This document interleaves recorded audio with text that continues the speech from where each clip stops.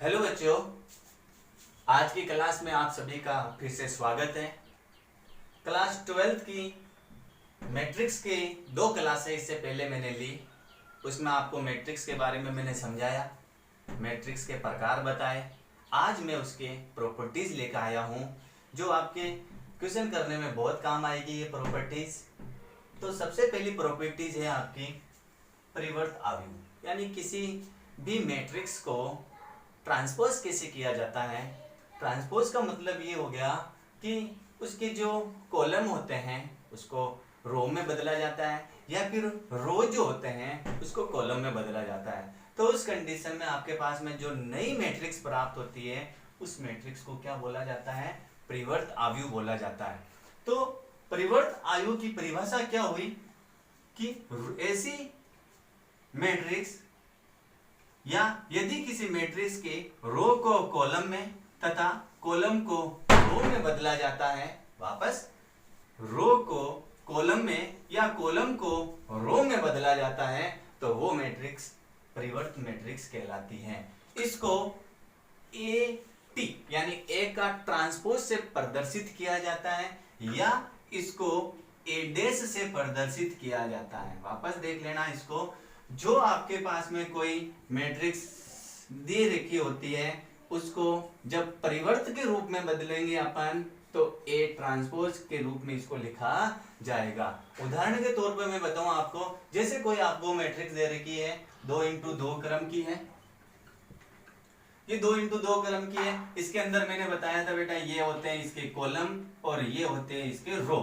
तो क्या बोला, रो को कॉलम में, ये रो है 2 और 3 इसके अवयव है, तो इसको बदल दिया अपन ने 2 और 3 कॉलम में बदल दिया, रो को बदल दिया कॉलम में। इसमें देखो 4 और 5 है, तो अब इसमें भी बदल दिया अपन ने, इसको कॉलम में बदल दिया। तो इस रो को इस कॉलम में, इस रो को इस कॉलम में अपन ने इस प्रकार से बदल दिया। तो जब आप किसी मैट्रिक्स को परिवर्त रूप में बदलोगे तो उसका क्रम, जैसे पहले स्टार्टिंग में जो मुख्य जो आपके पास में मैट्रिक्स थी उसका क्रम होता है m इंटू n, तो वो n इंटू m क्रम में बदल जाएगी, यानी कॉलम आगे आ जाएंगे और पंक्तियां पीछे चली जाएगी। ठीक है, तो एक और उदाहरण लेके बताता हूं मैं आपको कि जैसे आपको दिया गया है 2 3 4 3 2 1, कोई आपके पास में मैट्रिक्स दे रखी है, इसको आप ट्रांसपोज में बदलना चाहोगे तो देखो ये जो क्रम है, देखो रो कितनी है, इसमें 2 रो है, कॉलम कितने हैं इसके 3 कॉलम है। तो अब जब आप इसको बदलोगे, ट्रांसपोज करोगे, तो उस कंडीशन में ये रो बदल जाएगी कॉलम में, 2 3 4 इसके अवयव ये हो गए, 3 2 1 3 2 1 ये इसके अवयव हो गए। तो अब देखो कि इस कंडीशन में इसमें जो कॉलम जो हो गए हैं अब 2 हो गए हैं और रो जो हो गई है अब 3 हो गई है, तो ये हो गया 3 इंटू 2 क्रम का। तो इसका मतलब ये हो गया कि इसका क्रम परिवर्तित हो जाता है। इस प्रकार के आव्यूह को क्या बोला जाता है? परिवर्त मैट्रिक्स बोला जाता है, और इसको ए डैश से प्रदर्शित किया जाता है। आपको पहला गुणधर्म समझ में आया होगा। और इस एक और चीज बता रहा हूं कि मैट्रिक्स को प्रदर्शित इन अवयवों से प्रदर्शित किया जाता है, a11 a12 a21 a22। तो a11 क्या है? इसकी तुलना पहले अवयव से की जाती है, तो a11 का मान यहाँ पर 2 होगा, a12 का मान यहाँ पर 4 होगा, a21 का मान यहाँ पर 3 होगा, a22 का मान यहाँ पर 5 होगा। अगर अपन a11 की बात करते हैं तो यहाँ i का मान 1 है और j का मान 1 है। अगर आप a21 की बात कर रहे हैं तो यहाँ i बराबर 2 होगा और j बराबर 1 होगा, यानी पीछे वाला j और आगे वाला i, ij ij ij। पहला गुणधर्म समझ में आया होगा।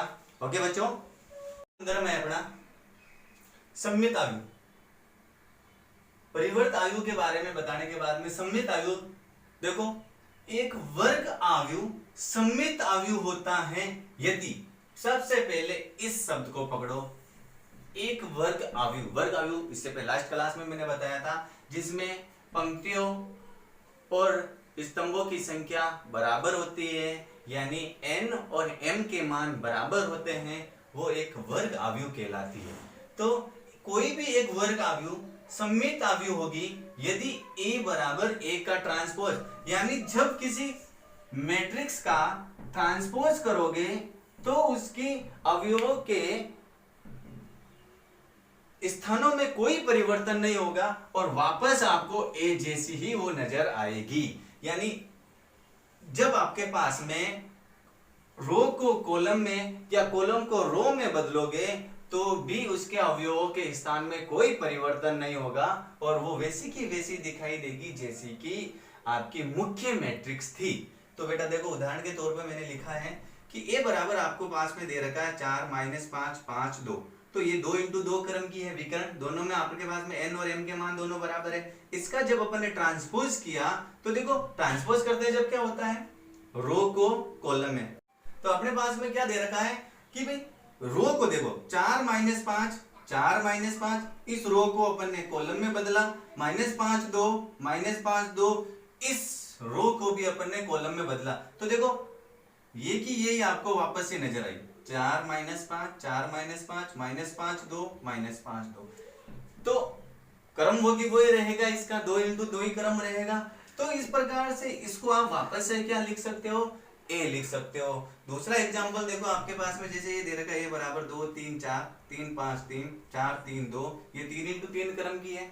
इसका अपन ने ट्रांसपोज किया ये वाला, देखो इस रो को कॉलम में वाला 2 3 4 2 3 4 3 5 3 3 5 3 4 3 2 4 3 2, तो अब ये आपका ट्रांसपोज आ गया, यानी ये वाला गुणधर्म यहाँ पर आ गया। अब मैच करो कि ये मुख्य मैट्रिक्स से मैच कर रही है कि नहीं कर रही है। देखो 2 3 4 2 3 4 3 5 3 3 5 3 4 3 2 4 3 2, तो इसका मतलब ट्रांसपोज करने के बाद में भी वो वैसी की वैसी ही नजर आती है जैसी स्टार्टिंग में थी, यानी मुख्य मैट्रिक्स की जैसी ही नजर आती है। तो ऐसी मैट्रिक्स क्या कहलाती है, सममित आव्यूह कहलाती है। बात समझ में आ रही होगी मेरी कि भाई जब भी आप किसी मैट्रिक्स का ट्रांसपोज करोगे उस कंडीशन में उसके अवयव वही विद्यमान होंगे जहां पर पहले थे, तो उस आव्यूह को क्या बोला जाएगा, सममित आव्यूह। ओके, तीसरा है अपने पास में विषम सममित आव्यूह। विषम सममित आव्यूह में क्या होता है कि जब आप ट्रांसपोज करोगे तो उसके अंदर एक माइनस का चिन्ह कॉमन लेने के पश्चात वापस अपनी मुख्य मैट्रिक्स की जैसी वो उपलब्ध हो जाएगी, यानी जब ट्रांसपोज करोगे तो वो -a के बराबर आएगी। तो इस प्रकार की आव्यूह क्या कहलाएगी, आपके विषम सममित आव्यूह। ये भी ध्यान रखना एक वर्ग आव्यूह होनी चाहिए, वर्ग आव्यूह के अंदर ही ये नियम लागू होते हैं, बाकी नहीं होंगे।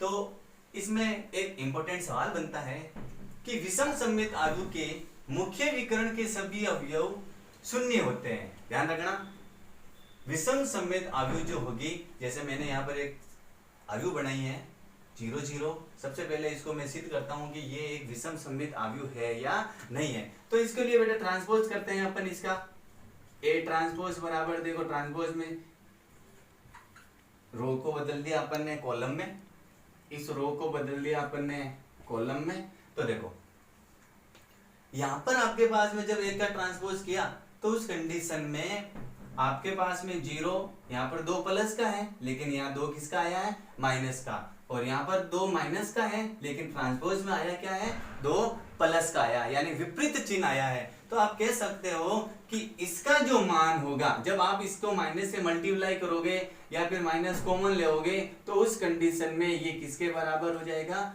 -a के बराबर हो जाएगा। यानी माइनस में जैसे कॉमन लेता हूं, देखो माइनस कॉमन लेऊंगा तो यहाँ पर प्लस हो जाएगा और ये किसका हो जाएगा, माइनस हो जाएगा। तो माइनस कॉमन लेऊंगा तो माइनस बार पड़ा रहेगा, वो माइनस का हो जाएगा ये, और इसका मान किसके बराबर हो जाएगा, a के बराबर हो जाएगा। बात समझ में आ रही होगी इसके अंदर कि भाई जब भी आप ट्रांसपोज करोगे वर्ग आव्यूह का, अगर वो -a के इक्वल आ रहा है तो वो एक विषम सममित आव्यूह होगी। अब इसको उत्तर देखेंगे अपन कि विषम सममित आव्यूह के मुख्य विकर्ण के सभी अवयव शून्य होते हैं, लेकिन विषम सममित आव्यूह वो तभी होगी जब इसके मुख्य विकर्ण के अवयव क्या होंगे, शून्य होंगे। ये कैसे सिद्ध करेंगे अपन, देखो क्यों, क्योंकि इसमें ए आई जे का मान जो होता है माइनस ए जे आई के बराबर होता है। यानी जब भी आप इसको सरल करोगे तो आपके पास में जो A21 का मान जो आएगा वो हमेशा माइनस A12 के बराबर आएगा। A21 का मान जो आएगा वो माइनस A12 के बराबर आएगा। तो विषम सममित अवयव के अंदर क्या होता है, ए आई जे का मान किसके बराबर होता है, माइनस ए जे आई के बराबर होता है। अपन सिद्ध करना चाहते हैं कि इसके विकर्ण जो अवयव जो होते हैं मुख्य विकर्ण के वो शून्य होते हैं। तो मैंने एक उदाहरण लिया कि यानी आई का मान 1 और जे का मान 1, तो A11 इसका मान किसके बराबर होगा, माइनस जे का मान भी 1 और आई का मान भी 1 ही लिया, इसलिए माइनस A11 के बराबर होगा। पक्षांतरण किया अपन ने, A11 माइनस का इधर आया प्लस हो गया, A11 और A11 कितने हो गए 2A11, यानी A11 बराबर कितना आया 0। सेम टू सेम आई जे का मान मैंने लिया 2 क्यों, क्योंकि मुख्य विकर्ण के अंदर देखो ये A11 होता है और ये A22 होता है, तो इनको दोनों को मैंने लिया है। अब A22 लिया तो माइनस A22 के बराबर होगा। इस नियम के अनुसार पक्षांतरण करके सोल्व करेंगे तो इसका मान भी A22 बराबर क्या आएगा, 0 आएगा। यानी देखो ये जो मुख्य विकर्ण के अवयव है हमेशा क्या होंगे, 0 होंगे। एक और उदाहरण मैं आपको बताना चाहूंगा जो 3 इंटू 3 क्रम का है। ये कितने क्रम का है, 2 इंटू 2 क्रम का है। ये आपके पास में है 3 इंटू 3 क्रम का। इसका ट्रांसपोज करता हूं मैं, तो देखो रो को कॉलम में बदलू, 0 2 3 -2 0 4 -3 -4 और 0। ये आपका ए का ट्रांसपोज आया है। अब देखो इसके अंदर 2 3 4 माइनस के आगे यहाँ प्लस के थे और यहाँ पर 2 3 4 प्लस के थे और इधर क्या है माइनस का। यानी इसको जब आप माइनस से मल्टीप्लाई करोगे तो ये किसके बराबर हो जाएगी, माइनस ए के बराबर हो जाएगी। और इसके मुख्य विकर्ण के अवयव क्या होंगे, हमेशा शून्य के बराबर होंगे। बात समझ में आएगी नहीं आई कि विषम सममित अवयव की मेन बात क्या होती है, खास बात ये होती है कि इसके मुख्य विकर्ण के अवयव क्या होते हैं, शून्य होते हैं। और दूसरी चीज कि ए का ट्रांसपोज किया जाएगा जब वो माइनस ए के बराबर आएगा। बात समझ में आई होगी। ओके, अब मैं इनकी मुख्य कुछ बातें बताऊंगा। हाँ, तो कुछ ऐसी बातें हैं इसमें जो ध्यान रखनी है अपन को कि यदि दो अवयव ए व बी योग में हो, यानी जोड़ या माइनस में पड़ी हो, यानी मैंने लिख दिया साथ में ए प्लस बी का ट्रांसपोज बराबर होगा ए का ट्रांसपोज प्लस बी का ट्रांसपोज। यानी अगर आपके पास में दो अवयव दे रखे हैं, एक ए दे रखा है और एक बी दे रखा है, तो आपको अगर बोल देता है कि इसको सिद्ध करो तो सबसे पहले अपन ए प्लस बी करेंगे, यानी इन दोनों को जोड़ेंगे। जोड़ने के बाद में जो आएगा उसका ट्रांसपोज करेंगे, ये आपका हो जाएगा LHS। फिर अपन इसका ट्रांसपोज करेंगे और इसका ट्रांसपोज करेंगे और फिर इन दोनों को जोड़ेंगे, ए का ट्रांसपोज प्लस बी का ट्रांसपोज। तो ये दोनों एक दूसरे के क्या आएंगे, बराबर आएंगे।